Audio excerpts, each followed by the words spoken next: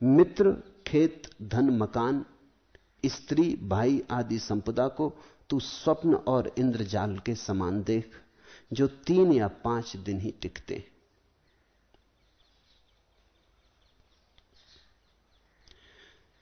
इस जगत में जो भी हम पकड़ लेते हैं और जिसको भी हम सोचते हैं कि इससे हमें सुख मिलेगा, अष्टावक्र कहते हैं वो दृष्ट नष्ट है, देखते देखते ही नष्ट हो जाता है।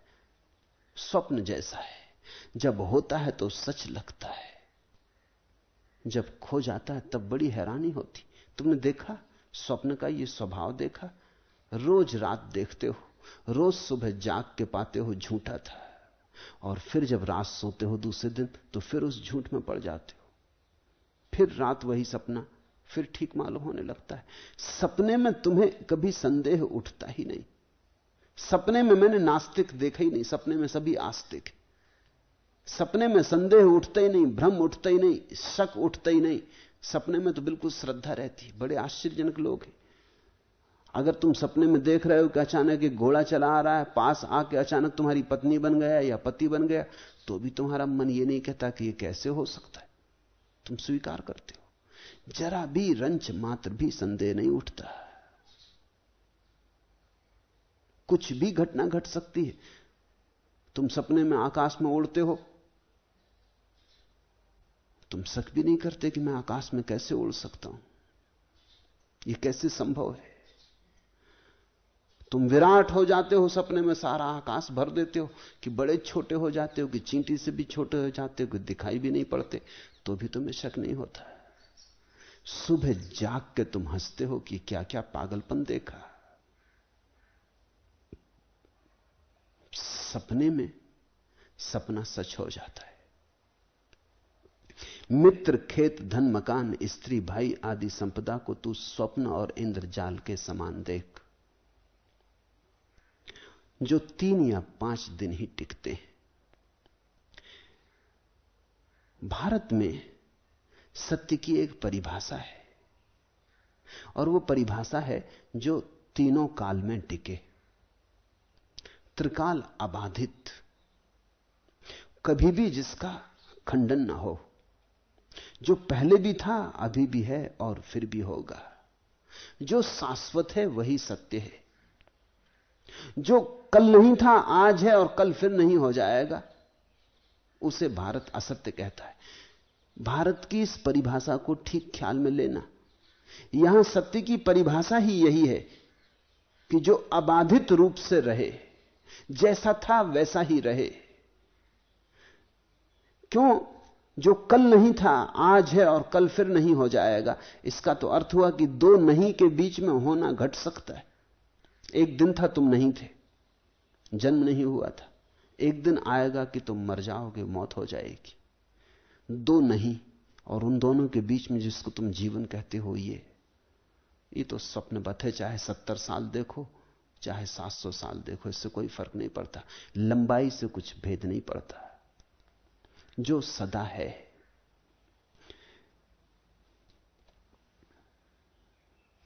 त्रिकाल अबाध्यत्वे सत्यत्वम, जो तीनों काल में अबाधित रहे, वही सत्य है। भारतीय मनोविज्ञान मनुष्य की चेतना की 4 अवस्थाएं कहता है। 3 तो अवस्थाएं हैं, चौथा स्वभाव है। जागृत, स्वप्न, सुसुप्ति, 3 तो अवस्थाएं, और साक्षी, तुरीय, चतुर्थ स्वभाव है। जागते में तुम एक दुनिया देखते हो। जब तुम सो जाते हो और सपने में पड़ते हो तो जागने की दुनिया झूठ हो जाती। तुम ठीक अपनी पत्नी के पास सो रहे हो बिस्तर पर, लेकिन पत्नी झूठ हो गई जब तुम सो गए। तुम्हें सोने में पत्नी की कभी याद नहीं आती, तुम ये सोचते नहीं इस भाषा में कि वो मेरी पत्नी।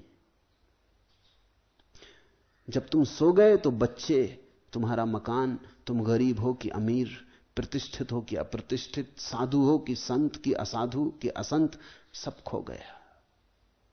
जागना एक सपना था, जब दूसरा सपना शुरू हुआ, जागने का सपना खो गया। फिर सुबह जब सपना टूटता, फिर दूसरा सपना शुरू हुआ। सपने में जो देखा था वो अब खो गया। जब रात में गहरी नींद लगती है और सपना भी खो जाता है, तब जागृत में जो जाना वो भी समाप्त हो गया, सपने में जो जाना वो भी समाप्त हो गया। सुसुप्ति में दोनों ही खंडित हो गए। और जो लोग चौथी अवस्था को उपलब्ध होते हैं, चौथी जो कि तुम्हारा निज स्वरूप है, कहो बुद्धत्व, साक्षी भाव, जिनत्व, जो भी नाम देना हो, जो उस चौथी शुद्ध अवस्था को उपलब्ध होते हैं जहां परम जागरण रह जाता है, उनको पता चलता है कि वो तीनों अवस्थाएं खंडित हो गई। स्वप्न, सुसुप्ति, जागृति सब खंडित हो गए। कुछ और ही अनुभव में आता है, ब्रह्म ही ब्रह्म अनुभव में आता है। कहीं कोई संसार नहीं दिखाई पड़ता, कहीं कोई दूजा नहीं दिखाई पड़ता, अपना ही फैलाव मालूम होता है। न कोई मैं बचता, न कोई तू बचती। तो भारत कहता है साक्षी भाव में जो जाना जाता है वही केवल सत्य है, उसका फिर कभी खंडन नहीं होता। ये जगत जिसको हम सत्य मान बैठे हैं, भारतीय मनीषा कहती है इस जगत की परिभाषा गच्छतीति जगत, जो जा रहा है जगत, जो गया गया है जगत, जो जा ही चुका है, जो जाने के किनारे खड़ा है जगत। जगत का अर्थ है जो अथिर है, जो थिर नहीं, जो नदी की धार की तरह बहा जा रहा है, जहां सब परिवर्तन ही परिवर्तन है और कुछ भी शाश्वत नहीं। जहां परिवर्तन है वहां असत्य, और जहां अपरिवर्तित के दर्शन होते हैं, शाश्वत की प्रतीति होती है, वही सत्य। गच्छतीति जगत, जो भागा जा रहा। जैसे आकाश में धुएं के बादल बनते हैं और मिटते हैं और रूप खड़े होते हैं और बिखरते हैं, क्षण भर भी कुछ ठहरा हुआ नहीं, वैसा जगत। कोई गिर रहा, कोई उठ रहा, कोई जीत रहा, कोई हार रहा। जो हार रहा है वो कल जीत सकता है, जो अभी जीत रहा है वो कल हार सकता है।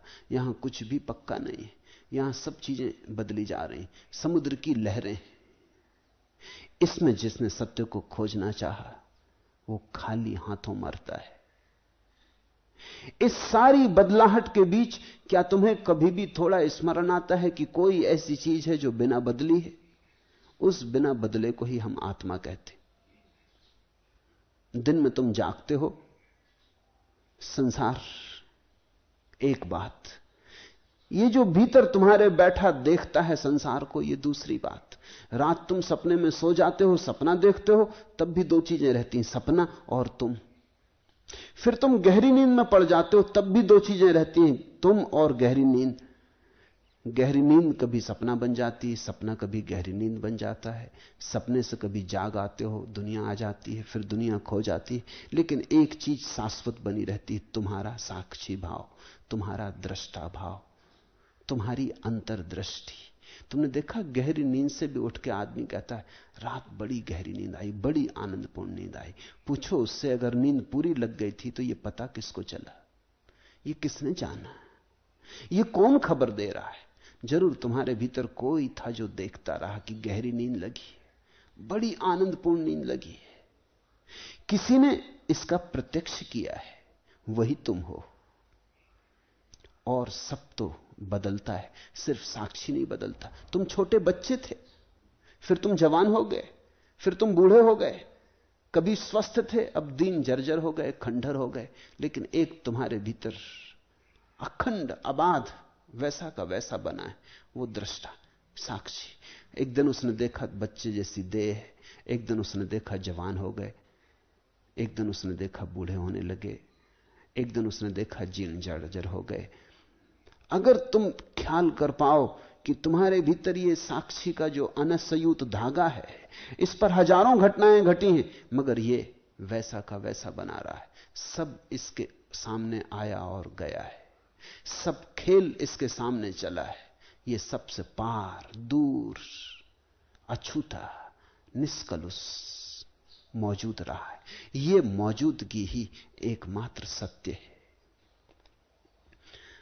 जहां जहां तृष्णा हो, वहां वहां ही संसार जान। प्रौढ़ वैराग्य को आश्रय करके वीत तृष्णा हो।